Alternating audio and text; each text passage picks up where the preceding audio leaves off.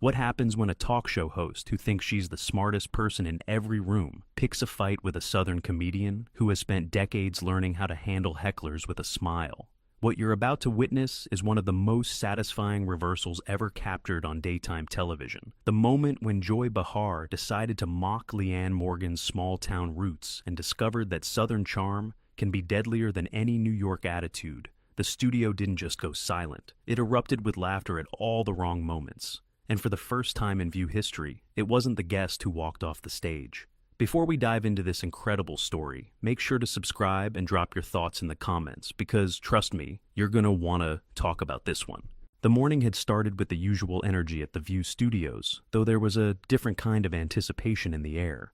Leanne Morgan was coming on the show, and while she wasn't a traditional Hollywood celebrity, her recent Netflix special had broken records and her tours were selling out arenas across the country. At 58 years old, Leanne had become one of the most successful comedians in America, a woman who had spent decades perfecting her craft in small clubs and church basements before finally getting her big break. Leanne arrived at the studio with the same warmth that had made her famous. She hugged the security guards, complimented the makeup artists on their work, and spent 20 minutes chatting with a young production assistant about her grandmother's biscuit recipe.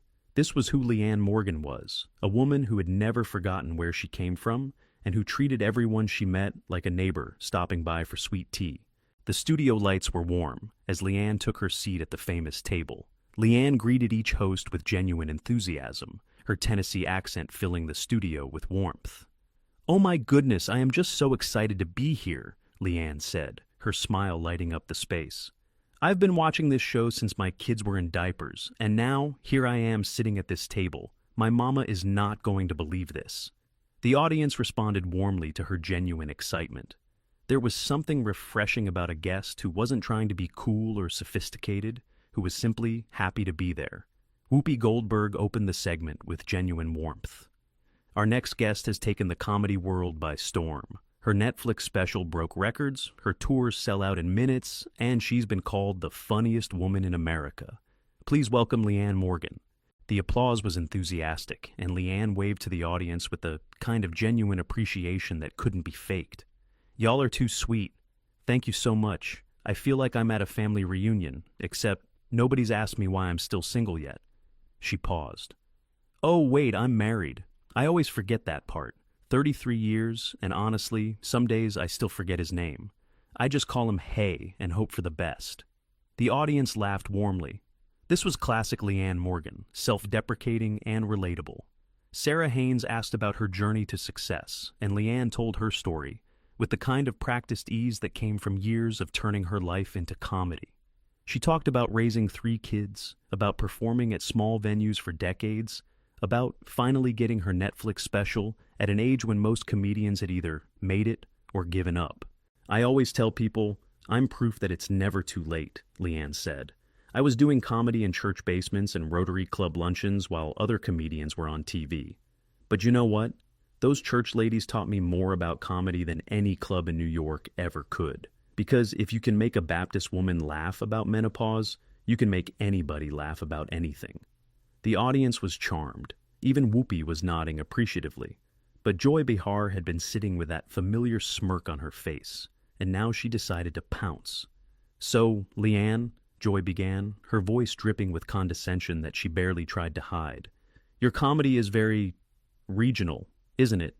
It's all about Walmart and casseroles and small-town life. Don't you think that's a bit limiting? I mean, real comedy is supposed to challenge people, make them think. What you do is more like comfort food humor for people who don't want to be challenged." The question was clearly designed to diminish, to put Leanne in her place. But if Joy expected the Southern comedian to wilt under the criticism, she had fundamentally misunderstood who she was dealing with. Leanne's smile didn't waver for a second. "Well, Joy, I appreciate you asking that. You know, my mama always said that some people are so smart they've educated themselves right out of common sense. I'm not sure what that means, but I think about it every time someone tells me my comedy isn't sophisticated enough." The audience laughed, and Joy's expression tightened slightly. "But to answer your question," Leanne continued, her voice as sweet as honey, "I think the most challenging thing a comedian can do is find the universal in the specific. When I talk about Walmart, I'm really talking about community. When I talk about casseroles, I'm really talking about how women show love. When I talk about small town life, I'm talking about the human experience that most people actually live, not the version they see on TV shows, made by people who've never been west of the Hudson River. The observation was delivered with such warmth that it took a moment for the sharpness of it to land. Joy's smile became fixed. "That's a nice way of spinning it," Joy replied. "But let's be honest. Your audience is mostly middle America, right? People who voted a certain way, who believe certain things. Don't you ever feel like you're just preaching to the choir, telling people what they want to hear instead of challenging their assumptions?" The implication was clear, and the studio atmosphere shifted. Leanne tilted her head slightly, that sweet smile still firmly in place. "Joy, honey, I've been doing comedy for 30 years. I've performed for every kind of audience you can imagine. And you know what I've learned? People are a lot more alike than they are different. The woman in Manhattan who's trying to raise kids while working full-time has more in common with the woman in Tennessee doing the same thing than either of them would probably admit. My job isn't to divide people into teams. It's to remind them that we're all just trying to get through the day without losing our minds." She leaned forward slightly, her voice still warm, but with a new edge to it. "Now, I don't know what kind of comedy you did back in the day, Joy, but I do know that the best comedy brings people together. It doesn't make them feel stupid for where they live, or how they vote, or what they believe. Maybe that's not sophisticated enough for some folks, but my sold-out arena suggests that a whole lot of people are hungry for comedy that doesn't make them feel bad about themselves." The counter was so smooth, so perfectly delivered, that the audience burst into applause. Joy's face reddened. "I'm just saying that there's a difference between popular and good," Joy shot back. "McDonald's is popular too, but nobody's calling it fine dining." Leanne laughed, a genuine, delighted laugh that filled the studio. "Joy, did you just compare my comedy to McDonald's? Honey, I've been called worse by better. My mother-in-law once told me my brisket tasted like a tire fire, and she said it right in front of Jesus and everybody at Easter dinner. You're gonna have to try harder than fast food comparisons if you want to hurt my feelings." The audience roared with laughter. Joy was clearly not used to having her attacks deflected so easily. "Besides," Leanne continued, "I think there's something real condescending about assuming that middle America doesn't deserve comedy that speaks to their lives. Like somehow their experiences are less valid, less worthy of being reflected on stage. I've met a lot of people who think they're smarter than everyone else. And you know what they usually have in common? They've never had to actually live with the people they look down on." Joy's eyes narrowed. "Are you suggesting I look down on people?" Leanne's smile was beatific. "Oh, honey, I'm not suggesting anything. I'm a comedian, not a therapist. But I will say this. In my experience, people who feel the need to tell everyone how sophisticated they are usually aren't as secure in that sophistication as they'd like people to believe." The observation landed like a precision-guided missile. Joy's composure was visibly cracking. "You know what I find interesting, Joy?" Leanne continued, her voice still carrying that honeyed southern warmth. "You've spent this whole interview trying to make me feel small, trying to make me admit that my comedy isn't as good as whatever you think real comedy is. But here's the thing about us simple country folks. We know when someone's trying to put us down, and we've had a lot of practice smiling right through it." She turned to address the audience directly. "My mama taught me that you can say almost anything to anyone as long as you smile while you say it and add, 'bless your heart' at the end. So, Joy, bless your heart for thinking that making fun of where I come from was going to rattle me.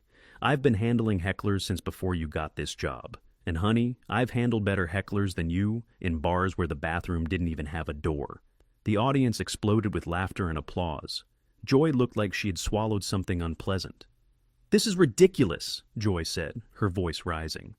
"I'm trying to have a serious conversation about comedy, and you're just deflecting with folksy charm." "Am I deflecting, or am I just not giving you the reaction you wanted?" Leanne asked, her voice still perfectly pleasant.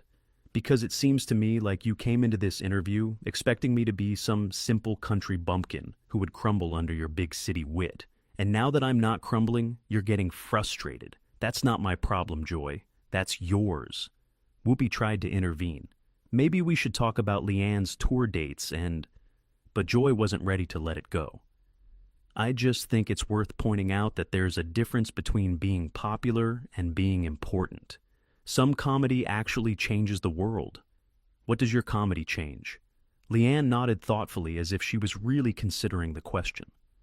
You know, that's a fair question, Joy. What does my comedy change? Well, let me think about that for a second. She paused, and when she spoke again, her voice had shifted to something more serious beneath the warmth. I got an email last week from a woman in Ohio. She told me that she'd been going through chemotherapy, and the only thing that got her through those treatments was watching my specials. She said I made her laugh on days when she didn't think she could laugh anymore. That's what my comedy changed for her. The studio had gone quiet. Leanne continued. I got a letter from a man in Texas whose wife had just died.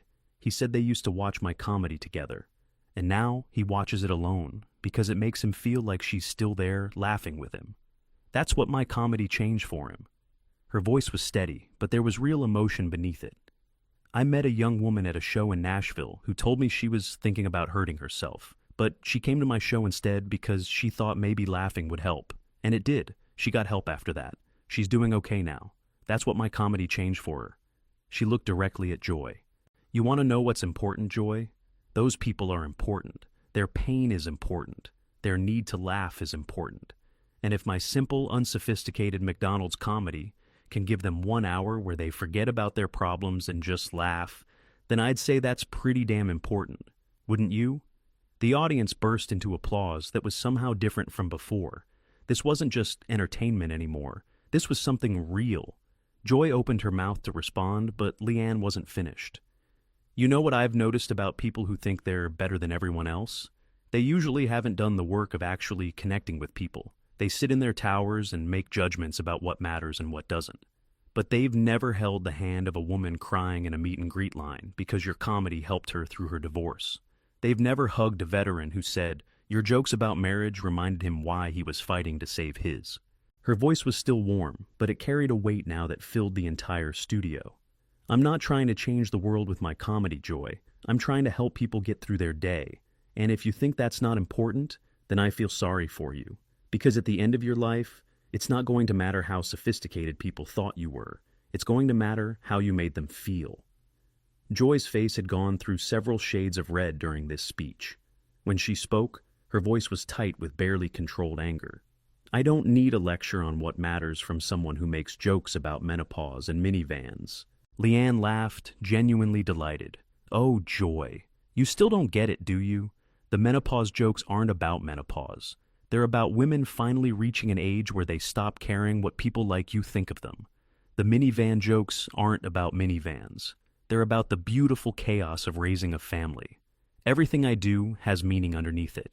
You just have to be willing to see it. She shook her head with what looked like genuine sympathy. But you can't see it, can you? Because seeing it would mean admitting that the people you've spent your career looking down on have rich, meaningful lives that are just as valid as yours. And that's a hard thing to admit when your whole identity is built on being smarter and more sophisticated than everyone else. Joy stood up abruptly, her chair scraping loudly against the floor. I don't have to sit here and be psychoanalyzed by a woman who tells jokes about Cracker Barrel. You don't have to do anything, Joy, Leanne replied, her voice as calm and sweet as it had been since the beginning. But I will say this. I've told jokes about Cracker Barrel to sold-out crowds at Madison Square Garden. Where are you performing these days?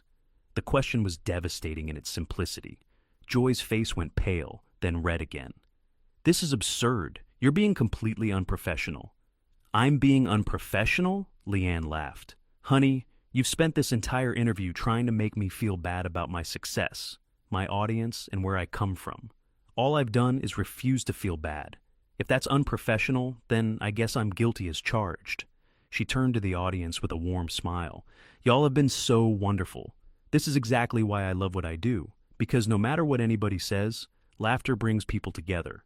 And I'd rather bring people together with simple jokes about everyday life than tear them apart with sophisticated contempt. Joy was visibly shaking now. Whether with anger or embarrassment was hard to tell. You know what? I'm done with this, Joy said, her voice cracking slightly. I have better things to do than argue with someone who doesn't understand the difference between pandering and art. She started to walk away from the table, and the studio fell into shocked silence. This wasn't how View interviews were supposed to go. The host wasn't supposed to be the one walking off. "Joy, wait!" Leanne called out, her voice still carrying that infuriating warmth. "I want you to know something before you go." Joy paused, turning back with an expression that mixed fury and uncertainty. "I don't have any hard feelings toward you," Leanne said, and somehow it was clear that she meant it. "I've been doing this too long to take criticism personally, but I hope someday you'll understand that there's room in this world for all kinds of comedy. The sophisticated kind that makes people think, and the simple kind that makes people feel. Neither one is better than the other. They're just different." She smiled that famous smile. "And I hope someday you'll stop by one of my shows. I think you might be surprised by what you find. We're not as simple as you think we are. We just don't feel the need to prove how smart we are all the time. That's a Southern thing. We call it grace." Joy stood frozen for a moment, clearly unsure how to respond to kindness after expecting confrontation. Then, without a word, she turned and walked off the set, leaving behind a studio full of people who had just witnessed something unprecedented. Whoopi, for once, seemed at a loss for words. Well, that was unexpected. Leanne just shrugged, still smiling. "You know what my mama always said? Never wrestle with a pig. You both get dirty, but the pig enjoys it." She paused. "I'm not calling Joy a pig, mind you. That would be rude. I'm just saying that sometimes the best way to win a fight is to refuse to fight at all. Just smile, be kind, and let the other person make themselves look bad." She turned to the camera one final time. "To everyone watching at home, thank you for your support. I'll be on tour all year, and I'd love to see you there. We'll laugh together, cry together, and remember that no matter what's going on in the world, we're all just people trying to do our best. That's all any of us can do." The audience rose to their feet in a standing ovation that seemed to go on forever. They hadn't just watched a celebrity interview. They had watched someone demonstrate that kindness, properly deployed, was the most devastating weapon of all. And they had watched a woman from small-town Tennessee remind everyone that sophistication isn't about where you come from or how you talk. It's about how you treat people when the cameras are rolling and everyone is watching. The aftermath of that interview would dominate entertainment news for weeks. Clips of Leanne's graceful but devastating responses would be shared millions of times. People who had never heard of Leanne Morgan before would discover her comedy and understand immediately why she had connected with so many people. And Joy Behar would become the answer to a trivia question that nobody wanted to win. The first View host to walk off her own show because a guest refused to be bullied. But perhaps the most significant outcome was the conversation it sparked about different kinds of success, different kinds of comedy, and different kinds of intelligence. Leanne Morgan had proven that you didn't need to be mean to be funny, that you didn't need to tear people down to build yourself up, and that sometimes the smartest thing you can do is simply refuse to play someone else's game. What do you think about this incredible confrontation? Did Joy Behar get what she deserved, or did Leanne Morgan go too far? Drop your thoughts in the comments below, and make sure to subscribe for more stories that will absolutely leave you speechless.